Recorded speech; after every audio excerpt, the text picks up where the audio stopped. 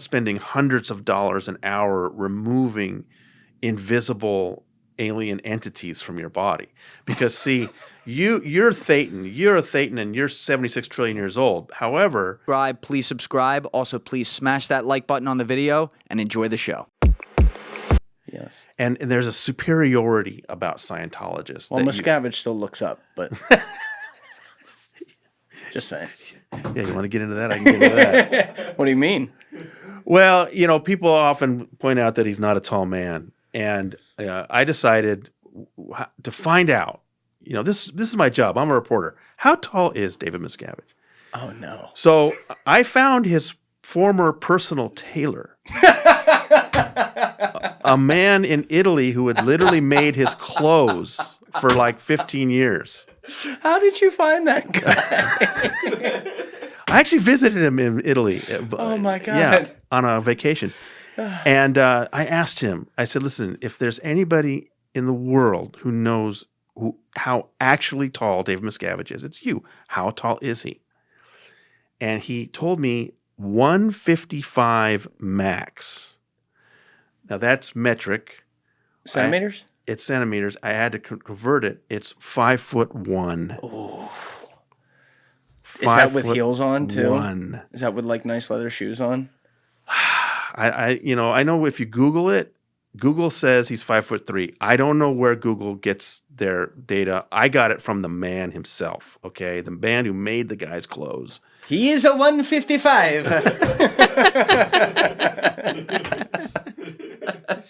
Even in Italy, that's short. My God.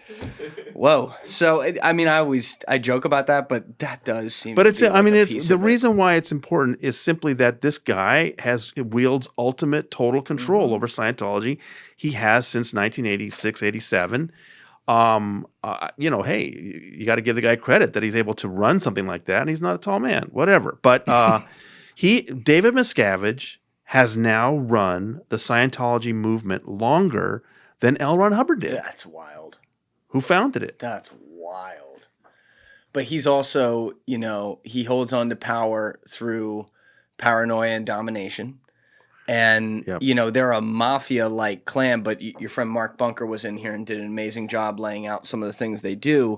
There was a really tragic death at the Fort Harrison Hotel back in 1995. Lisa McPherson was a woman who was a devout Scientologist for many, many years. She was having a mental breakdown, and she got involved in a little fender-bender accident right outside the Fort Harrison Hotel. And when the paramedics arrived on the scene, she had taken off all of her clothes and was walking down the street naked. And this female paramedic comes up and says, "Why are you doing this?" And she said, "I need somebody to pay attention to me. I need help." Right. With the backing of, being their own kind of mafia, but some of the business maneuvers, even if they kind of cheat to do it, it's pretty smart. I mean, he buys up real estate. He obviously has he has built a very big balance sheet for a fake religion that doesn't have, more than maybe 40, 50,000 people in it. There's something about that. I don't want to give him a compliment, but it's impressive, I guess, that he's been able to, as you said, hold on to it this long and grow it as he has when the ideology behind it is so blatantly, absurdly hilarious. That's why they can never talk about it. I would have more respect for them if they did. If they really opened up and said, "Whoa, Scientology, we're helping you recover million-year-old memories of how you're part of the galaxy's history." If they said that, I'd have more respect for them. But of course, they can't, because then nobody would join. Right. So they have to sell it as what we call a mystery sandwich. That it's like if you watch their Super Bowl ads, it's like reach your potential. Well, that sounds good. I'd like to reach my potential. I like potential. Right. So they make it seem like it's more of like a self-help organization. Yes. And they don't tell you that you're going to be spending years spending hundreds of dollars an hour removing invisible alien entities from your body. Because see, you're a Thetan and you're 76 trillion years old. However, along the way, other Thetans have attached themselves to you. You just can't see them. Thetans. Yeah, they're called body Thetans. And so from, you go through this progression called the Bridge to Total Freedom, and you go through the grades and you go clear, and then you go into the OT levels. They're called operating Thetan levels. Once you get past OT3, from OT3 to OT7, this will take you years and years. Through those levels, you're simply trying to find, locate, and remove body thetans, these invisible beings. They're just making it up as they go. Well, Obviously. they don't think they're making it up. They're trying to locate them with that e-meter, and they think they found them, and then they tell them to go away. I mean, Be gone, Julian. They just left. I know you think this is funny, but this is what they spend so much money on. Show me on the bear where the thetan touched you. Exactly. So, who's the highest level OT level you've ever spoken with who left? Well, I've spoken to OT8s. Yeah, absolutely. OT8's the highest, and I've spoken to several, and they help me plot out what all those levels are, and we've published them. I've published the OT8 level. What do they have to say about being in that long and putting that much into it, and then realizing it's all a lie? You know, they're hurt. It can be embarrassing to come forward and say that they have wasted so much money. Maybe their family's been ripped apart. Yeah. And it can be very difficult. That's why I think there's, a small independent movement of former Scientologists, former church members who still hold on to, quote, the technology and still want to believe that stuff is true. But most people move out of it entirely and realize, oh, no, the whole thing was just, a figment of L. Ron Hubbard's imagination. But yeah, I've spoken to people who were OT8, and it's hard for them to talk about what they went through, because the cruel OT3 to OT7 are different ways of removing body thetans. So I love OT4. I just think it's so great. You're literally dealing with the drug problems of your body thetans. They're drug addicts too. But they've been using like space coke from 20 million years ago that's better than anything you can get on Earth. How do we get that? Exactly. Let's get it right here. I mean, it's crazy. It's crazy stuff. And so OT3, 4, 5, 6, OT7, finally OT7, which can take years and years and years. You finally remove the last of your body thetans.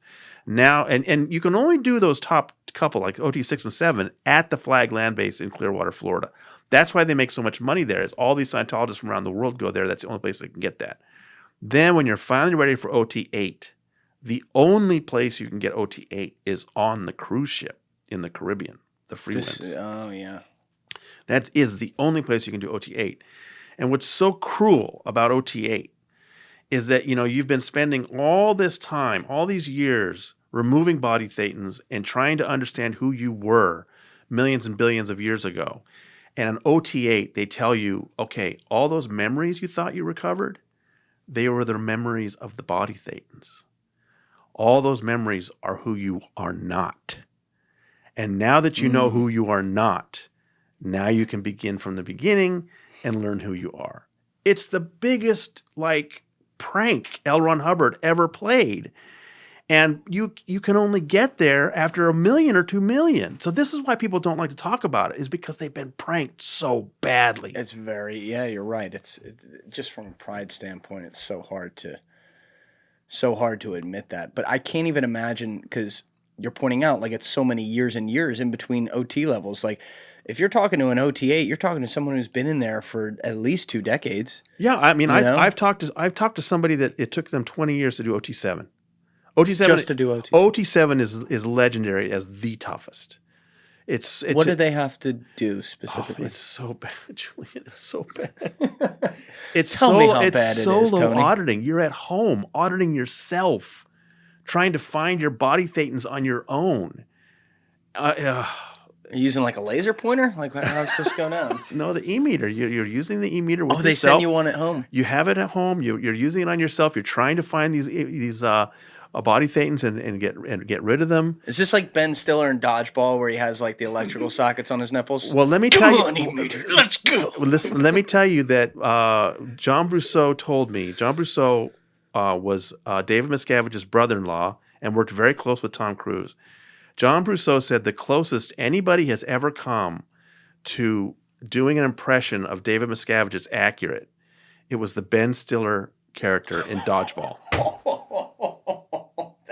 That is not a compliment in any way, shape, or You form. made me bleed my own blood. I didn't know that. Like, If going you into want to making know that what joke. David Miscavige is like, watch Dodgeball and watch Ben Stiller's character. Oh my God. If anyone ever said that about me, I'd off myself. Like, there's no coming back from that. Thank you for watching the video, guys. If you haven't already subscribed, please smash that subscribe button and check out this clip's full podcast episode by clicking here or in the description below.